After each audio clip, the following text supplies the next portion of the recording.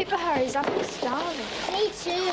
Now, what are you doing there, Pumpkin? I can't find Milko. Maybe he's caught into one of these. Oh, I'm pretty sure he hasn't. Why don't you check upstairs, Izzy? Tom. Morning. Hello, Sal. You blind? Sorry. Morning, Milko. Did you sleep well? We both did. We didn't wake up once. That's good. What are you reading? Nothing, just looking. Who's that? She's very pretty. It's my mother. She was a model. The best in Australia once. She was in all the magazines. Of course I am. You get out of here and leave Sally alone. You just can't handle the fact that Milko likes me better than he likes you. He doesn't! Why not? Why can't Milko like me better than he likes you? Because... I'm calling Tom. You're in big trouble. Because what? Tell me, Sal. No! Tell me! Tell me!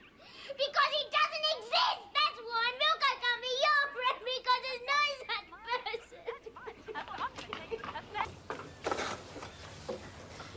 What are you doing? Cleaning my teeth. It's a joke, Sal. I'm fixing the whippersnipper. What are you doing? That's the second joke someone's played on me today. What was the first? Kim's friend Peter, he kissed me right on the mouth. It was really horrible. Well, Sal, looks like it's just you and me, mate. I hate Sophie. Why can't I go and see Rat Cat? Rat Cat? What do you want to see Rat Cat for? When we can go down to Alf Stewart's store and check out the new video releases. Can I choose? Yeah, as long as it's not that Revenge of the Killer Tomatoes again. I haven't been game to walk into a fruit shop since. If your face gets any longer, I'm going to have to wipe it off the counter with a dishcloth. I'm sorry. Never mind, it wasn't that funny anyway. What's your problem? Nothing. I went to see Adam before. I wanted to cheer him up, so I gave him this plate I made in pottery as a housewarming present. That's lovely, Toots. He didn't think so. What do you mean? It's my own fault. I should have just minded my own business. What happened? I told him he should be happy that the court case was over. You know, that he didn't have to go to jail. It. Oh, it's all right. Maths is a bit hard, though. Why don't you ask Damien to give you a hand? I already have. He said no. Is that because you made him wash the dishes at the diner? Yep. Well, he'll get over it. Give him a day or two. But I couldn't let them go without paying. I mean, what would I have done if everyone had started saying they hadn't brought their money? Exactly. I had to do something. Oh, Sal, don't worry about it. You did exactly what you had to do. In fact, I think you acted with a lot of maturity.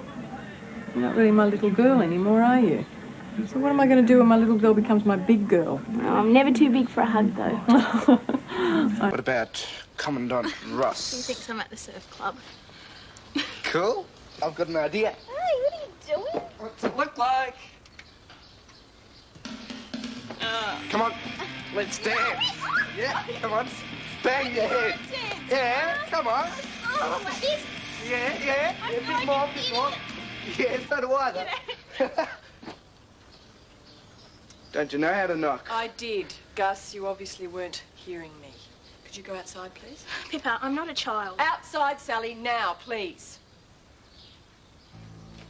Could you stay away from her? Are you sure you don't want to drink? Come on, cheer up. No, I can't. What if he dies? It'll be all my fault. Sally, it was an accident. It had nothing to do with you. If I just believed him in the first place, when he was telling me all that stuff about Caitlin and the house, we would never have been in the car. Sal, once you start with a what if, she can't win. There's always something you could have done. But he was right about everything. Sweetheart, you didn't see the house. You don't know that he was right about that. But what about the accident? It was the same. Same as when Caitlin died. Sally, it's just a coincidence. You say about everything. How can all of this be a coincidence? Sorry? I've been waiting for you. Oh, that's so nice, Tim. It's really not necessary. Do you want a coffee? Yeah, thanks. You're unbelievable. Do you know that? I mean, you think Justine is selfish, but what about you? You're worse. Tegan, what's your problem? You! You and your boyfriend wanting the house just so you can jump into bed with him. Hey, Tegan! You got no right to talk to Sally like that. Oh, what's it to you? Playing big dad already, are we? Let's get one thing straight. This is my house, Tegan. You and Justine have been here for all of 5 minutes, and I've been here for 10 years. So I think that gives me a bit more right to it than you. And, yes, there was something else.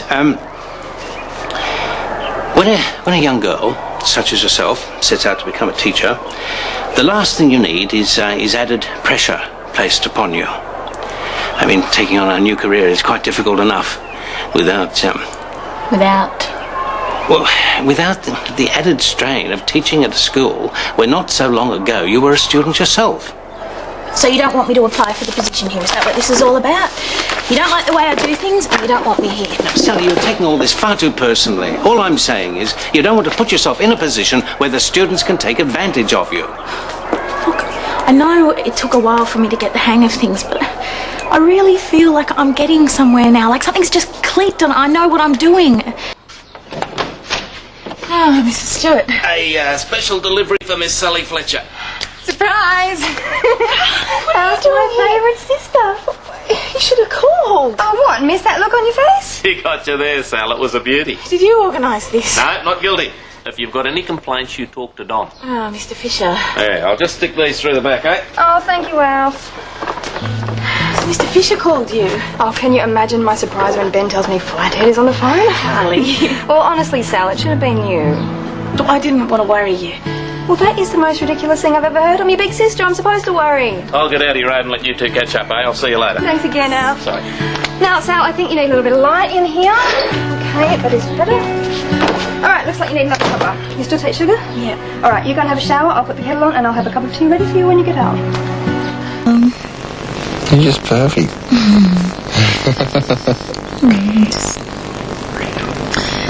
thinking about our wedding day. How happy you've made me. Have I?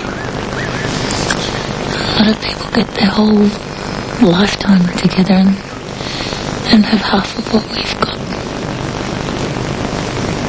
You know, if I had to choose between the few years that we've had together and a lifetime without you, I would choose you every time. I don't know what I did to be so lucky to find you. I love you, Sally.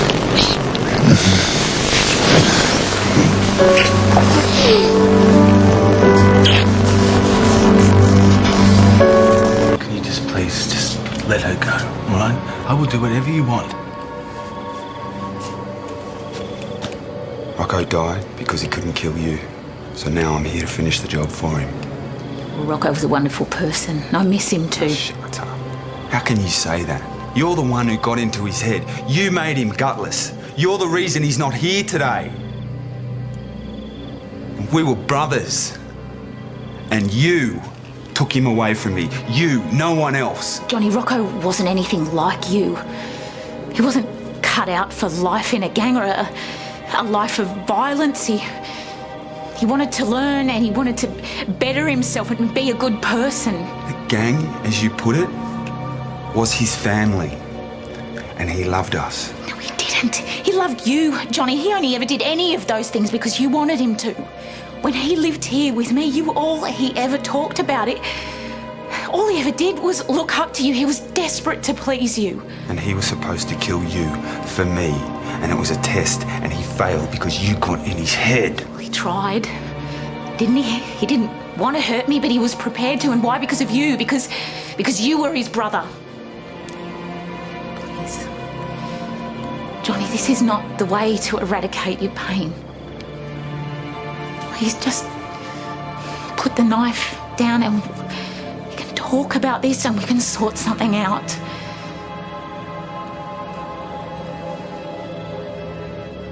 Because if you're doing this for Rocco, why don't you have a think about what Rocco would want? Because it's not more bloodshed, you know that. I still remember the day you arrived in the bay like it was yesterday. Cute little ratbag you were too. And every day since I've watched you grow a little bit taller, a little bit wiser. And I've got to say, Sal, I couldn't be more proud of you if you were my own.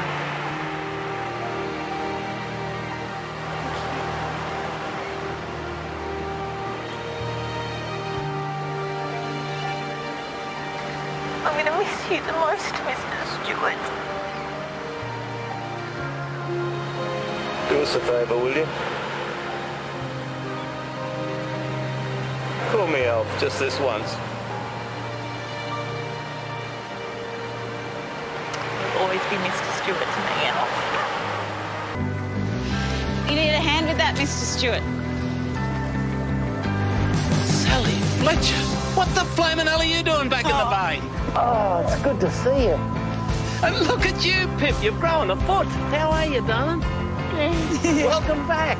Good on you. Big Lovely girl, to see isn't you, she? darling. Yeah. So how much longer does April have to stay in hospital? 2. Right. Oi, look what I found.